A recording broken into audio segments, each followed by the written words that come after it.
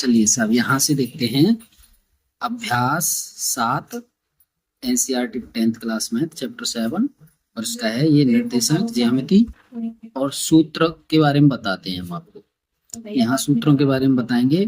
तो सबसे पहला स्टेप आपका बनता है, देखो पहला स्टेप बनेगा आपका, जैसे मान लीजिए ये एक रेखा दी है, ये ए बी, ए और बी, इसके बीच की दूरी मान लीजिए डी दी है, डी, और ये इसके निर्देशांक है x1 y1 और इसके निर्देशांक है x2 y2। तो हमें इन दो बिंदुओं के बीच की दूरी यानी ये डी ज्ञात करनी है, इस रेखा की लंबाई ज्ञात करनी है। तो बीच की दूरी दो बिंदुओं के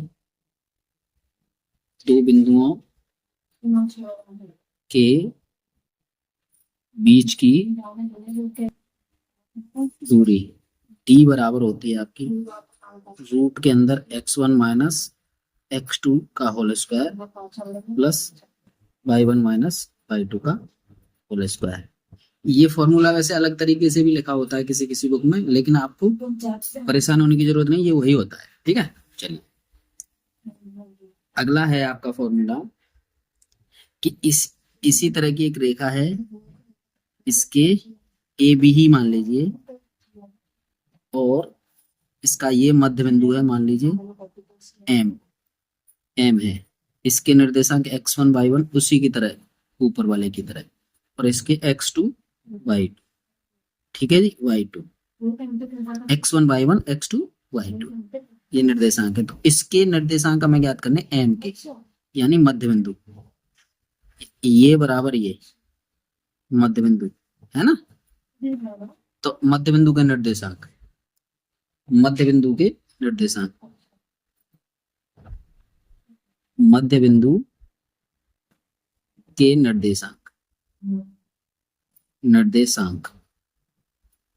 निर्देशांक यानी अगर x की जगह पर निकालेंगे हम x, y ले लीजिए, x, y equal to x1 plus x2 upon 2 और यहाँ पे y1 प्लस y2 अपॉन 2, यानी कि इसकी x की वैल्यू ये और y की वैल्यू ये। इस तरह से हमारे ये दो फॉर्मूले हो जाते हैं। चलिए साहब, अब तीसरा फॉर्मूला है हमारा, ये दूसरा हो गया, तीसरा फॉर्मूला है हमारा, यानी कि यही रेखा है, मान लीजिए ऐसे ही ए है और यहाँ बी है और यहाँ एम मान लीजिए एम, और ये m1 और m2 ये मानो, यानी यहाँ से यहाँ तक की दूरी m1 और m2 ये है। तो हमें x और y इसके निर्देशांक चाहिए। ठीक है, ध्यान देना, इसके हैं आपके x1 y1 और इसके हैं x2 y2। ठीक है साहब, इसकी x y की वैल्यू चाहिए, क्या विभाजन बिंदु के निर्देशांक। विभाजन बिंदु हमारा m ही तो रहा है, ये m1 में विभाजित है, ये m2 में विभाजित है। तो विभाजन बिंदु के निर्देशांक, विभाजित बिंदु के निर्देशांक, अंतःविभाजन अंतःविभाजित बिंदु के निर्देशांक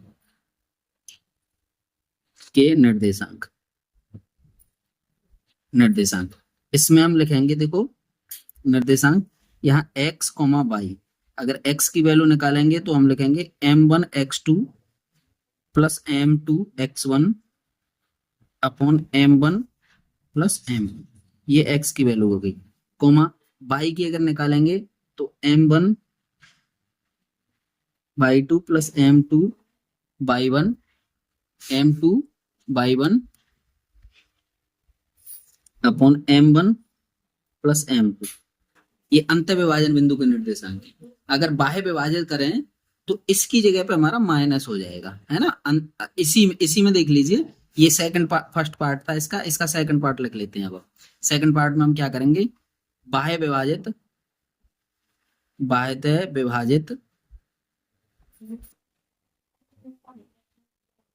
बिंदु के निर्देशांक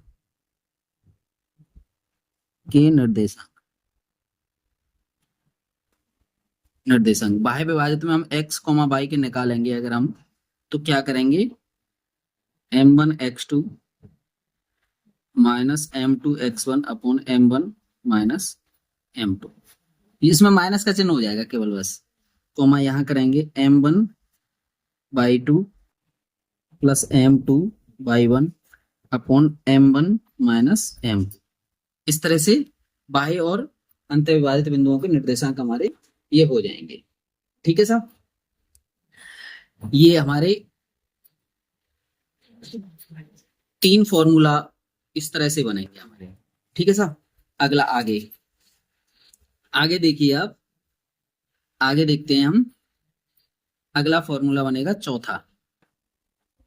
चौथे नंबर का फॉर्मूला हमारा बन के आता है आपका, जैसे मान लीजिए ये त्रिभुज दे दिया, ये त्रिभुज दे दिया है, ठीक है ना, ये त्रिभुज दे दिया है, मान लो P Q और R। इसके हो गए x1/1 निर्देशांक, इसके x2/2 और इसके x3/3। और मान लीजिए इसके केंद्र के निर्देशांक निकालें यहां से, ये ऐसे करके, ये केंद्र के इसके निर्देशांक निकाल, है ना। तो यहां लिखेंगे हम त्रिभुज के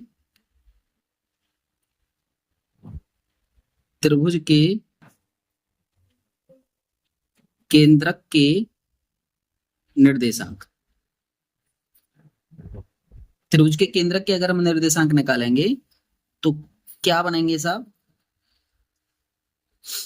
इसके बनेंगे x, y। यहां मान लीजिए x, y ले लीजिए, O बिंदु है ये, O बिंदु के अगर निर्देशांक निकालेंगे तो हम कैसे करेंगे, x1 plus x2 plus x3 upon 3। ठीक है ना, जैसे मध्य बिंदु के में x1 प्लस x2 अपॉन 2 होता था, इसके में x1 plus x2 plus x3 और इसमें y1 plus y2 plus y3 upon 3। इस तरह से ये हो गया जी, समझ पा रहे हैं। आगे है हमारा 5वां क्वेश्चन, 5वां सूत्र है ये फॉर्मूला। 5वां फॉर्मूला है, इसी यही त्रिभुज मान लीजिए, अब इसका हम क्षेत्रफल निकालें। अभी इसी त्रिभुज का क्षेत्रफल, त्रिभुज का क्षेत्रफल किसका, ज्यामिति विधि से। त्रिभुज का क्षेत्रफल कैसा, ज्यामिति से, तो 1/2 x1 और यहां लिखेंगे y2 माइनस y3, ध्यान देना जरा, plus x2 into y3 minus y1 plus x3 into y1 minus y2।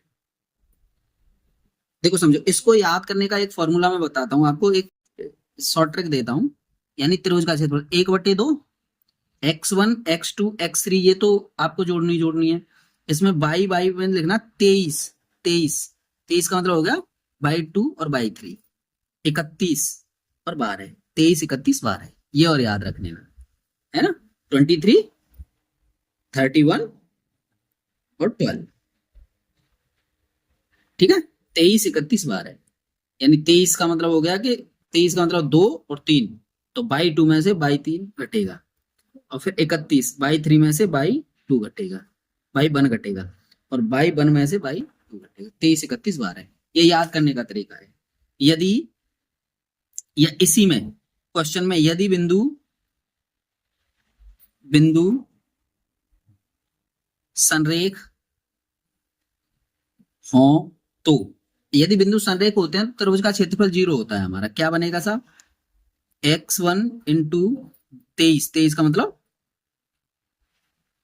2 और 3, ठीक है, y में, plus x2 into 31 y3 minus y1 plus x3 into y1 12, तो y2 और इक्वल टू 0। इस त्रिभुज के क्षेत्रफल को 0, देखो ये 0 रखेंगे तो 1/2 का इधर पक्षांतर होकर के 0 में भाग लग जाए, गुणा हो जाए, भाग लग जाएगा ना, तो ये 0 हो जाएगा। तो संरेख होने के लिए आपका ये होता है। अब इस तरह से हम एक बार x अक्ष और y अक्ष के बारे में जानकारी और ले लेते हैं। देखिए सातवां टॉपिक है ये। इस तरह से निर्देशांक ज्यामिति में ये आपका x और x डैश, x अक्ष होता है, ये x अक्ष, और ये y और y डैश। ठीक है ना। अब इसमें एक चीज का हमें ध्यान रखना है, ये प्रथम चतुर्थांश होता है, इधर आपका 2 होता है, इधर 3 होता है और इधर होता है आपका 4। ये 4 चतुर्थांश होते हैं। तो इन चतुर्थांशों में क्या होता है कि इसमें तो प्लस प्लस होता है, प्लस प्लस भुज और कोटि, यानी एक्स अक्ष और वाई अक्ष, ये एक्स अक्ष और वाई, ये एक्स और ये वाई, इधर एक्स होता है, ये वाई, एक्स और वाई दोनों प्लस प्लस के होते हैं। और यहाँ ये होता है ना, इसमें पहले ऋण और उसमें पीछे, और यहाँ प्लस और माइनस, ये देना चौथे चतुर्थांश। ठीक है ना। इसको याद करने का एक छोटा सा ट्रिक है, पहले में धन धन, तीसरे में ऋण ऋण, दूसरे में पहले ऋण, चौथे में पीछे ऋण। ठीक है ना। ठीक है साहब, ये इसका तरीका होता है। तो इस तरह से आपके ये सारे फॉर्मूले हो जाते हैं। अब इसमें जो भी हमें एक्स्ट्रा जरूरत पड़ेगी तो उसके लिए हम आपको, और जब वो आएगा प्रश्न तभी बताते चलेंगे। तो इस तरह से इन फॉर्मूला को आपको तैयार करना है। ठीक है।